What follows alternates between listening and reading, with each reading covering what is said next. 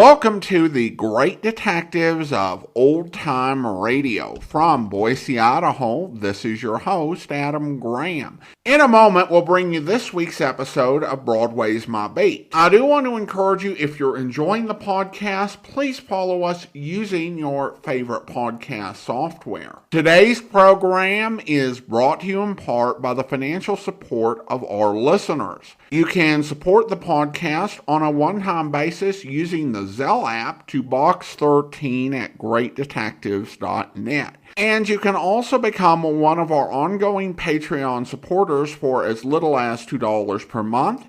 And I want to go ahead and welcome our latest Patreon supporters. Thank you to Deborah, became a Patreon supporter at the Master Detective level of $15 or more per month. Thank you to Mitch, who became a Patreon supporter at the Shamus level of $4 or more per month. And thank you for Ryan, who upgraded his support from the Shamus level of $4 per month to the Detective Sergeant level of $7.14 or more per month. All right, well, now it is time for the John Lomax murder case. The original air date, December 31st, 1949. Let's go ahead and take a listen. Broadway's My Beat. From Times Square to Columbus Circle, the gaudiest, the most violent, the lonesomest mile in the world.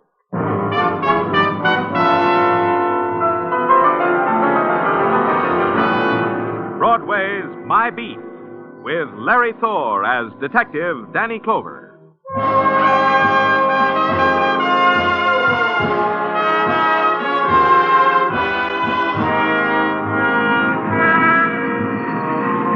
Broadway, it's a time and a place and a state of mind where you bang your head against a wall so the lights will be brighter, the noise is louder, thereby furnishing proof that you're enjoying yourself. And at holiday season, you bang your head harder and conjure up visions, the new year, the new promises, the golden girl who will smile to you from the crowd and beckon. It could happen. It's Broadway, My Beat.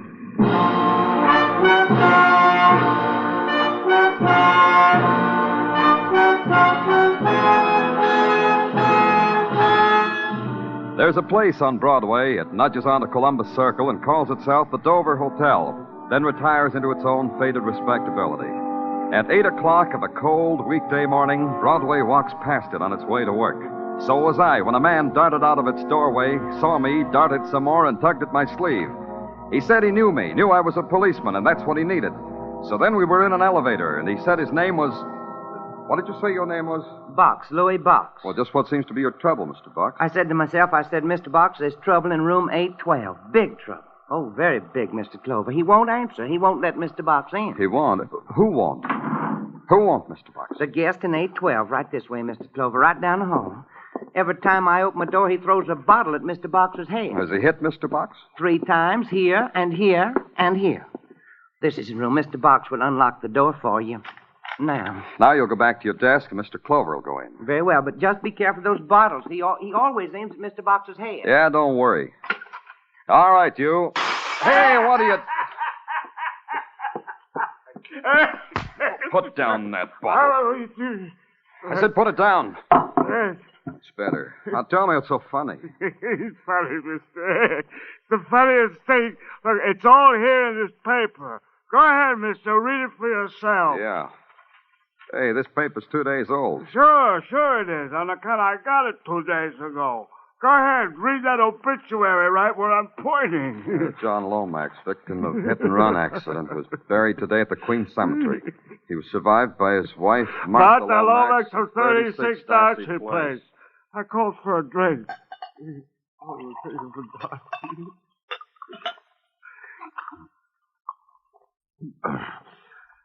I'm Lomax, mister. I'm John Lomax. Huh? Sure. And Martha's my wife. Look, I'll tell you about it. I'm looking. Tell me. 4 nights ago, it was 4 nights ago when whoever was supposed to be me was hit and run. I went to a Turkish bath. You know. So you had a bath, so? So they stole my overcoat and they stole my wallet, rolled me. But I was too smart for them. Yeah, you sure were. How were you too smart for them? I had some money rolled up in my shirt sleeves. Trick I learned in the Navy. Enough to pay for booze in this crummy room. That calls for another drink. How long have you been here? Since then, I saw the papers. I've been laughing ever since. Why don't you go home? I'll tell you why. Tell me. I think my wife is happy I'm dead. Yeah. Yeah, she is. Yeah. Mr. Lomax. Hey, Mr. Lomax.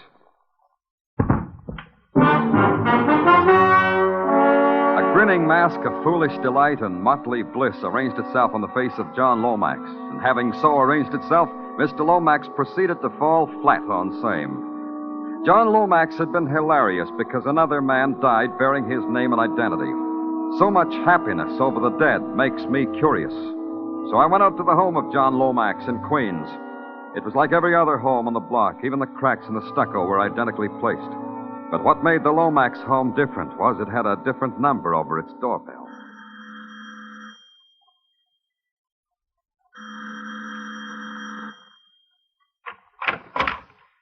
Yes. Mrs. Lomax? Mrs. John Lomax? Yes.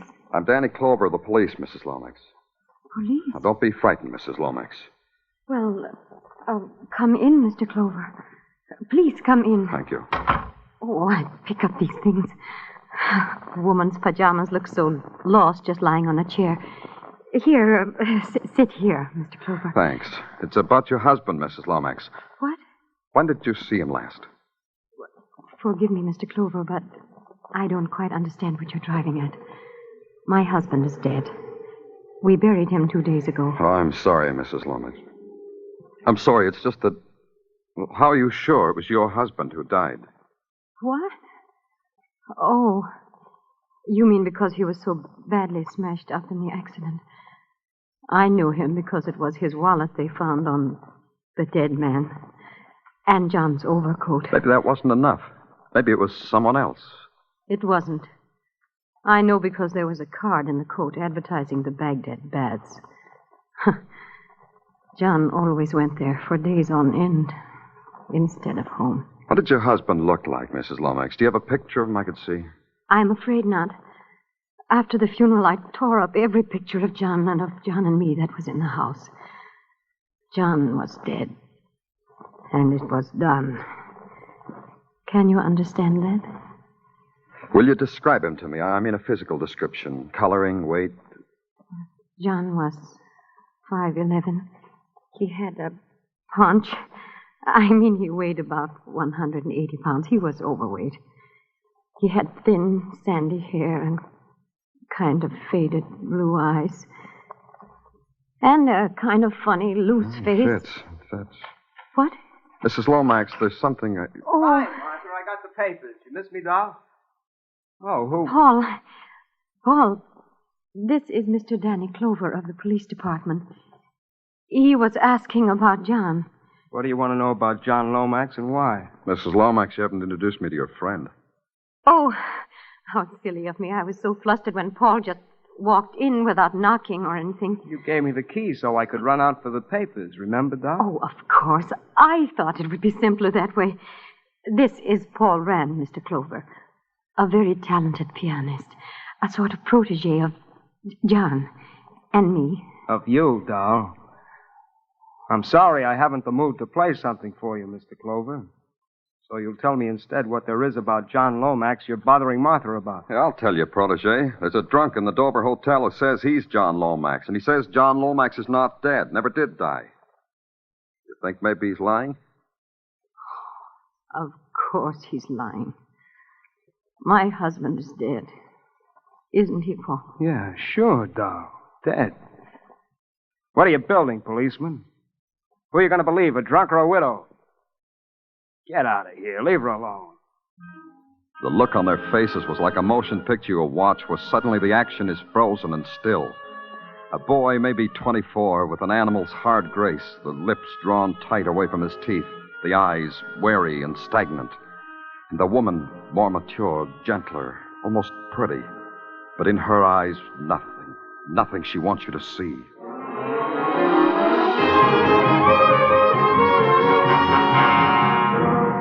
A telephone directory gives you the address of the Baghdad Baths, so you go there because you have to sweat out some questions on a man who says he's John Lomax and not deceased.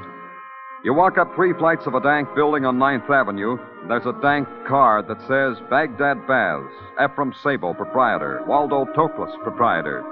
You walk in, ask for Ephraim or Waldo of a receptionist who's beating her eyelashes, and she winks you back to the steam room. Hey, Ephraim. Hey, Waldo. In here. Whoever it is wants to see me has to come in here. Maybe you better come out. It's the police, Ephraim. Or is it Waldo? It's Ephraim and I can't come out. I'll take it. Put on a towel and come out.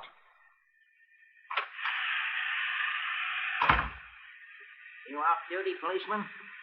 Well, you come to the right place. Nothing like Baghdad Baths to draw out of a man what's bothering him. Yeah, I bet.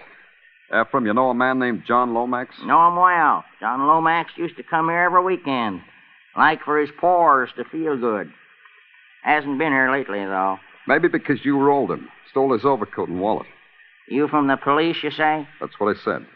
Yeah, we rolled him. Stole those things. But then Waldo stole them from me. Your partner? Where is he? Disappeared. Walked out of here with Mr. Lomax's belongings, which belonged to me by squatter's rights. He disappeared. How long has he been gone? 4 or 5 days. For all I care, he could have dropped dead because he sinned against me. I got news for you, Ephraim. He may have done just that. Waldo? Dropped dead? When? 4 or 5 days ago, maybe. Hit and run, maybe. You mean Waldo was in an accident? Maybe. Why didn't I know about it? I'm all he's got. Because he sinned and stole another man's overcoat and wallet. So he was buried under an assumed name, maybe.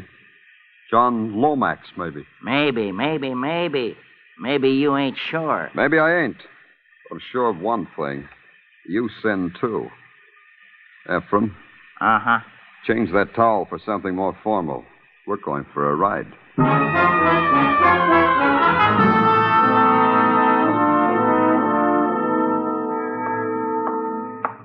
Danny, you're coming in late this morning. It's 11:30 in the a.m. All right, come in here, Tartaglia. Yeah, Danny. Shut the door. Yeah, sure. Oh, what's up, Danny? A riddle is up. A guy is killed in a hit-and-run accident, identified as John Lomax, buried as John Lomax. Now, I'm not sure he's John Lomax. Hey, that's a good riddle. Yeah, it gets better. There's a guy sleeping it off at the Dover Hotel who says he's John Lomax. He does? Who? Who does, Danny? Tartaglia, you know what I'd do if I were sergeant? Oh, yeah, Danny, sure. If you were a sergeant, you would send an order for the exhumation of the body of the first-mentioned Lomax, the dead Lomax. Yeah, that's exactly what I'd do. Do it. Yeah, sure, Danny, sure. What are you going to do on account of you're a lieutenant? I'm going to dig up a live man who calls himself Lomax. I want to introduce him to a woman who calls herself his widow.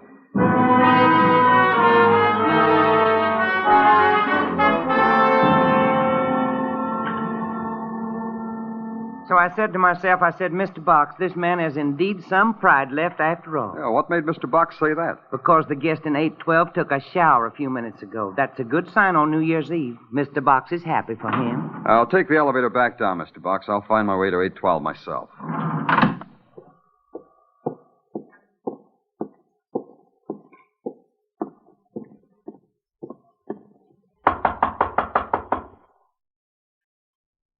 Mr. Lomax. Come on, Lomax. Open the door. Lomax. Break it down! Break down the door! Yeah. I can't. I'll get a key.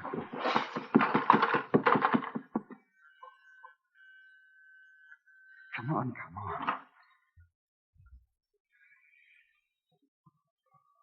Come on. You caught Mr. Box? Give me your pass key. You what? Give me the key. Of course, here you are. Oh, wait for Mr. Box. Lomax, it's Danny Clover. Did he do it, Mr. Clover? Did he turn over a new leaf? My goodness, what's that fire escape window doing open, letting in that cold air? Mr. Box, now you can say to yourself, you can say, a murderer threw a man out of a window in my hotel.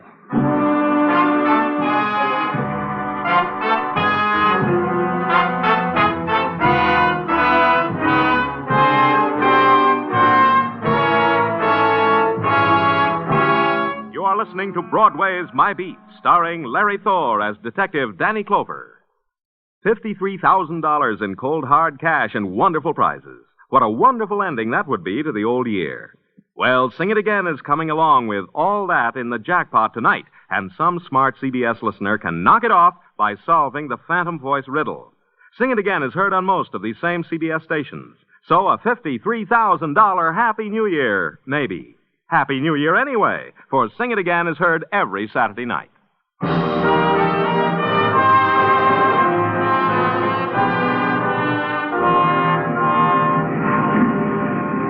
On the happy holidays, Broadway wears the happy clothes, complete with happy masks. The wooden barriers are up in the shop windows, and Broadway's herd stampedes down the long alley. The dust it raises is confetti. Whirlwinds of confetti, bursts of confetti that explode and play like marvelous fountains. The jewels of light they reflect is the light of neon and Mazdas. There's a Mazda at police headquarters, too. It casts a veil of yellow light, and it hangs in the long concrete hallway that leads to the morgue. When the sergeant speaks, it makes a cold echo. Now, Danny. Okay, Tartaglia. Ephraim? My, that's neat. Could use something like that down at Baghdad Baths. Slide 'em in, then slide 'em out when they're done. Shouldn't make no quips in here, should I? Who is this man, Ephraim? It's a little hard to tell. Could be John Lomax. Same who used to habitue my sweat baths. Same me and Waldo stole from. The same John Lomax who'd drink more so he could perspire more. Could be. Hey, you fellas come up with Waldo yet? Take Ephraim out of here, Tartaglia, and send Mrs. Lomax. Yeah, Danny, sure. Come on, Ephraim. Hey, look, you say that these baths are really good for the system? Ain't nothing like 'em, kiddo.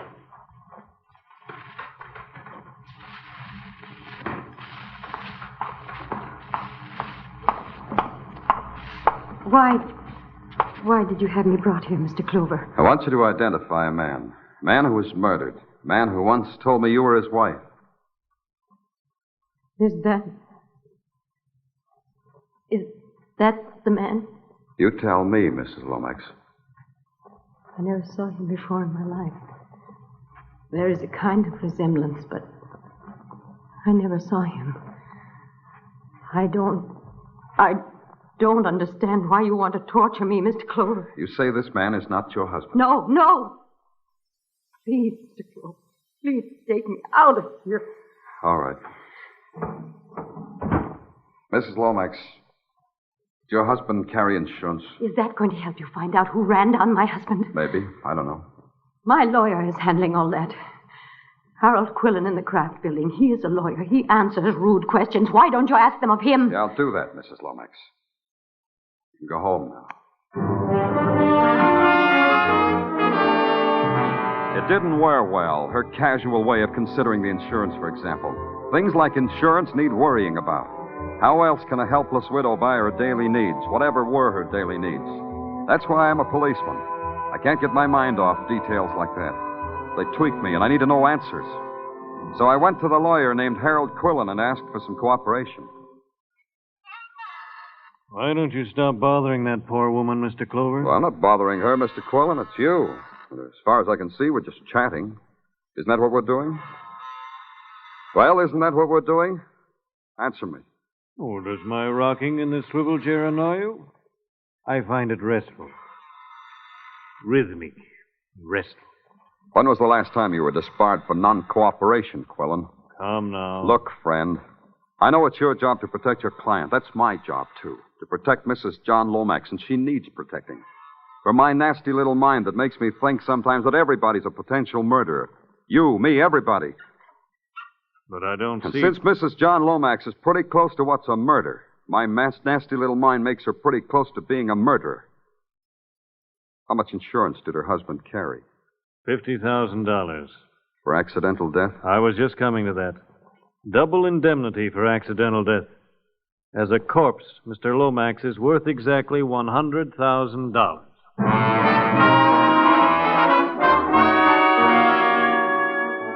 A man who is not loved gets killed, and it pays double to his loved one.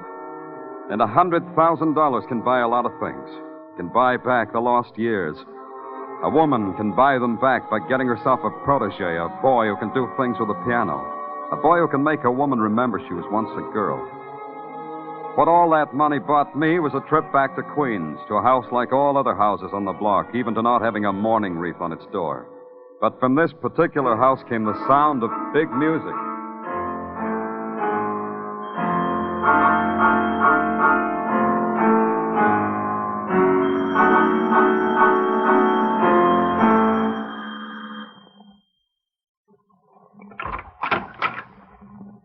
Oh, it's the police again. You know, I can't get it out of my mind you're a door-to-door salesman. Ever in that line of work, Mr. Clover? Mrs. Lomax. I want to talk to her. What about?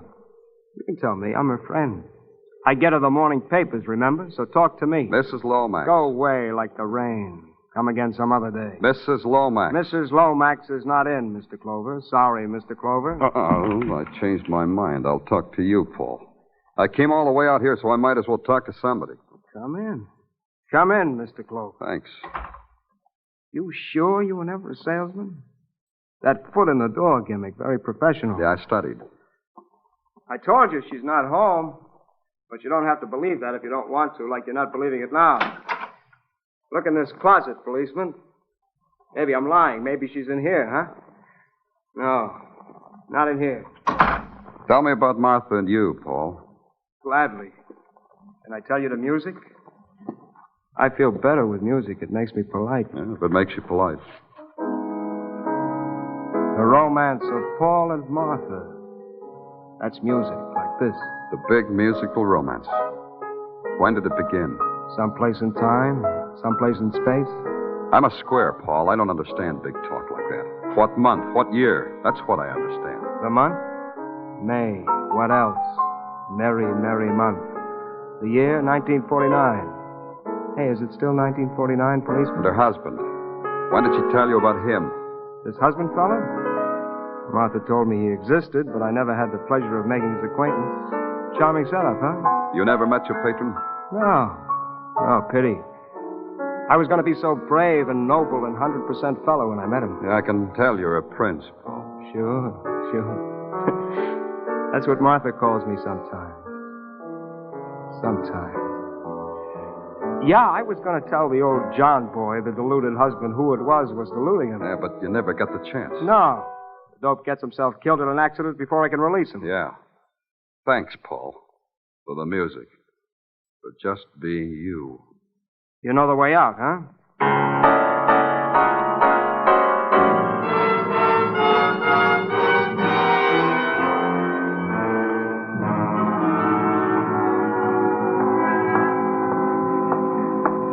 Hi, Danny.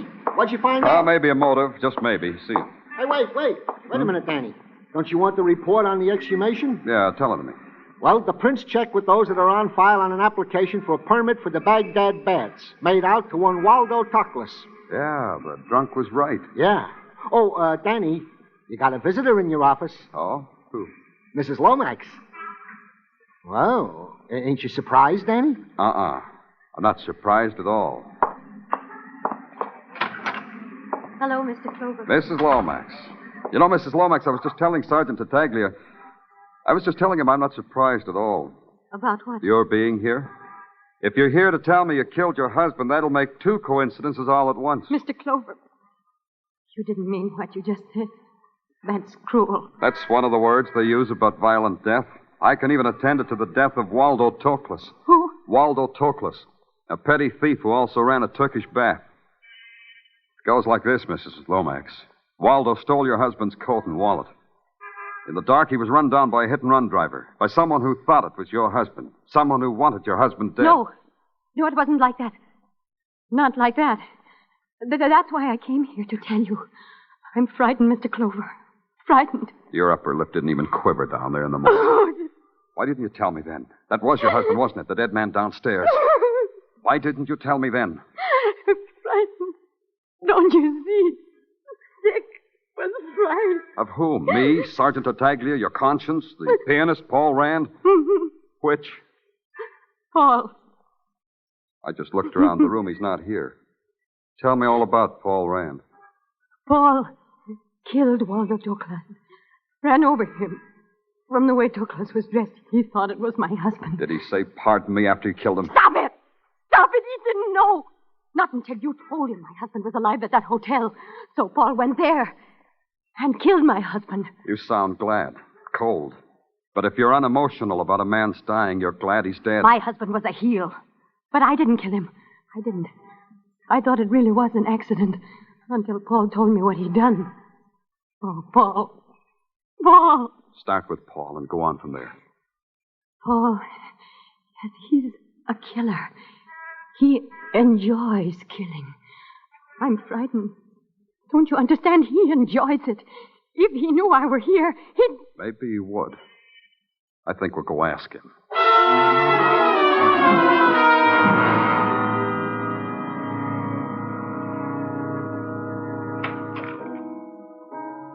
Where have you been, Martha?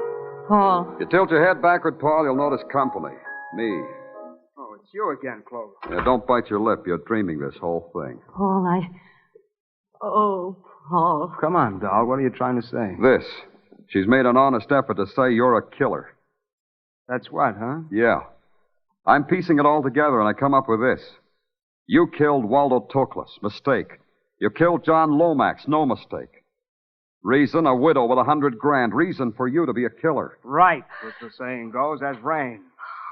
Martha probably said I didn't mind it either, huh? Something like that. That's why I can get dreamy about pointing this gun at you. You don't have to. I'm not finished talking. You're finished. Unless your next sentence starts with a prayer, you're just about done. I'd point that gun at Martha to be smarter. Rush me, Clover. That way you can die in action. Yeah. Yeah, exactly that. Crazy woman. You're crazy. That's good. Paul's dead. That's good.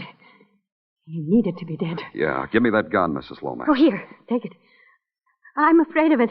I don't know where I got the courage to pull the trigger. Emotions, Mrs. Lomax. Sometimes they get the better of us and they make us pull the trigger one way or another.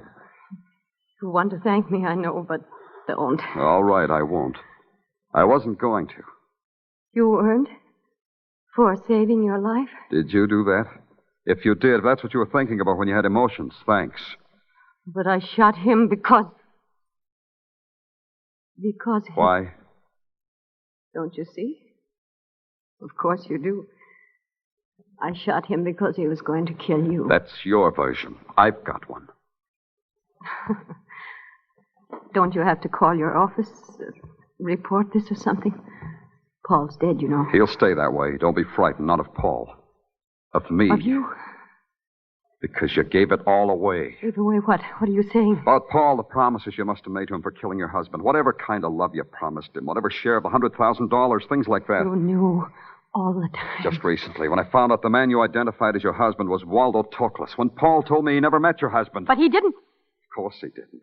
So you had to tell him how your husband was dressed so he could kill him with a car. That would include the coat he was wearing. It was like that, Mrs. Lomax. Yes. Look. Hey, get away from that door. Don't worry, I'm not going to run away. It's the new year, Mr. Clover. It's a time for wishing good things. Some people do. You want to know my wish, Mr. Clover? It won't come true if you tell me. I know it won't anyhow. But it's this. I wish there was some way, Mr. Clover, it would make my new year a happy one. If there was some way I could kill you.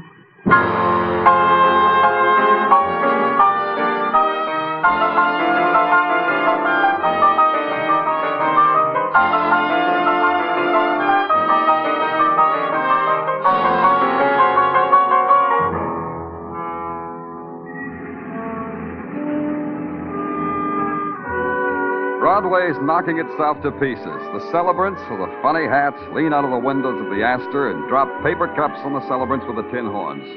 There's laughter and crowd and holiday and swirl. And the fine thing, the glance and the words. A happy new year. And means it. The Avenue means it with its heart. It happens once a year on Broadway, the gaudiest, the most violent, the lonesomest mile in the world. Broadway, my beat.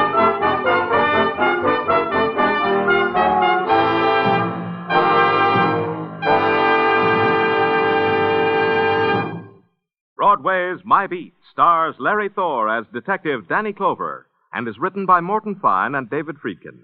The musical score was arranged by Alexander Courage and conducted by Wilbur Hatch, and our pianist was Sam Furman. The program was produced and directed by Elliott Lewis. The cast tonight included Charles Calvert, Jeanette Nolan, Jay Novello, Leo Penn, Fred Howard, Bob Bruce, and Barton Yarborough.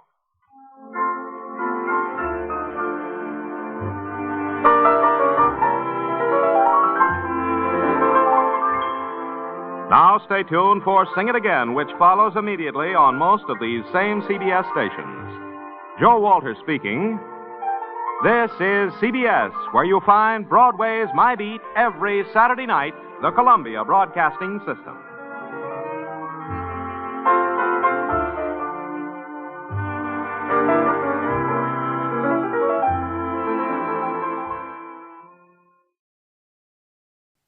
Welcome back. Barton Yarborough, in his guest spots, is often cast as a Texan, and often a very stereotypical one. Here, though, while you still have the Texas accent, Mr. Box is a character who is totally outside that stereotype, and he does a great job playing it. Jeanette Nolan, even as a younger actress, was known for playing elderly women, but here she's playing someone a bit more middle-aged and a femme fatale. I also love the New Year's tie-in, and we get yet another episode that will eventually replay as a New Year's encore. Really appropriate, given that particularly for modern audiences, Danny Clover's beat has become associated with the big New Year's celebration thanks to TV specials. Though I should say in Idaho, we stay up and watch for the potato drop. And no, I'm not making that up. You can check it out on YouTube. It's a real thing. Now to listener comments and feedback. We have a comment regarding Broadway's My Beat on YouTube where Sandra writes, "I like the stories, but the music, not so much." Well, Sandra, I appreciate you sharing. I personally love the music. I think that Broadway's My Beat has a challenge in that it's a series that really tries to exude local atmosphere, but is not set in the locale that the stories are based in. Now, of course, there are many transplanted New Yorkers who worked on the show and appeared on the show, but for me, the music really such a big part of capturing the atmosphere. And to me, it really does that job. It does give me that feel of post-war New York City. But again, thanks so much for sharing. And now it is time to thank our Patreon supporter of the day. And I want to go ahead and thank Candace. Candace has been one of our Patreon supporters since October 2021. Currently supporting the podcast at the Detective Sergeant level of $7.14 or more per month. Thank you so much for your support, Candace. And that will actually do it for today. If you're enjoying the podcast, please follow us using your favorite podcast software. And be sure to rate and review the podcast wherever you download it from. We'll be back next Wednesday with another episode of Broadway's My Beat, but join us back here tomorrow for Mr. and Mrs. North, where... Let's make believe we're not home, Jerry. It might be important. That's what I mean. I'd better see who that is. It's silly being terrified by nothing, Van. Hey, you can answer the door if you wish, darling, but I'm going to keep right on being terrified. Well, if you insist. Oh, no. No, I'm going with you. I want to be terrified in company. All right, but get over to one side. I'm going to open the door. All right, darling. It's the little man. So it is. Won't you come in, please? Thank you. Shut the door, darling. Uh-huh. You come on, North. Yes, I am. Jerry, he's ill. Not ill. Please, let him speak. They will kill you. You need a doctor. You better not bring yourself by speaking. Must speak. Don't need doctor. Must speak. I heard them red line bar. Kill someone North. That. I hope you'll be with us then. In the meantime, send your comments to box13@greatdetectives.net. Follow us on Twitter at Radio Detectives and check us out on Instagram. Instagram.com/Great Detectives. From Boise, Idaho, this is your host, Adam Graham, signing off.